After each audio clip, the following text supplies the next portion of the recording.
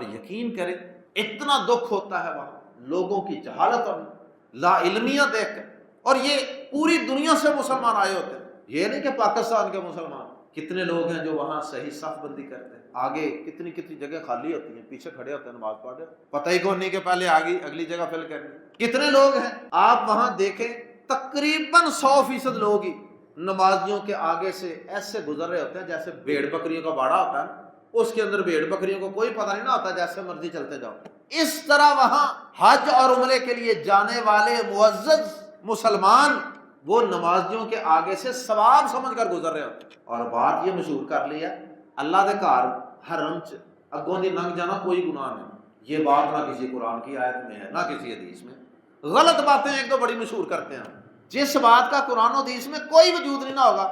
وہ بات جنگل کی آگ کی طرح ہمارے معاشرے میں پھیل جائے، اور جو صحیح آیت ہے حدیث ہے وہ آپ سناتے رہیں، ساری زندگی سناتے رہیں، وہ اثر ہی کوئی نہیں، وہ مشہور ہی کوئی نہیں ہوتی۔ یہ کس آیت اور کس حدیث کا ترجمہ ہے کہ بیت اللہ میں نمازی کے آگے سے گزر جائیں کوئی مسئلہ نہیں؟ بھائی کسی جگہ مجبوری سے تو آپ گزر گئے تو وہ ایک الگ بات ہے، آپ طواف کر رہے تھے، اب طواف کرنے والا شخص اگر جو دائیں بائیں لوگ رستے میں نماز شروع کر لیتے ہیں جہاں مرضی بغیر سترے، اب یہ طواف کرنے والا بچ نہیں سکتا ان کے آگے سے گزرے بغیر، اور کوئی رستہ ہی کوئی نہیں متبادل، ادھر سے گزرنا ہے اس نے طواف کرنے۔ چلو ایسی کوئی صورت ہو مجبوری، اور ایک یہ ہے کہ عام حالات میں بھی میں نے تو دیکھا، مجھے تو ایسا لگتا ہے کہ وہاں مسلمان نمازیوں کے آگے سے گزرنا ثواب سمجھتے ہیں، ثواب، یقین کریں اس طرح گزرتے ہیں،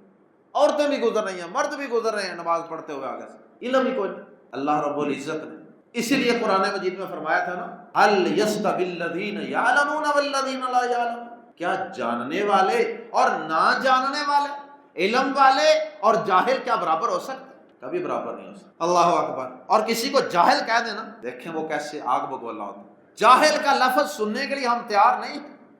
لیکن جاہل بننے کے لیے ہم ساری زندگی تیار ہیں۔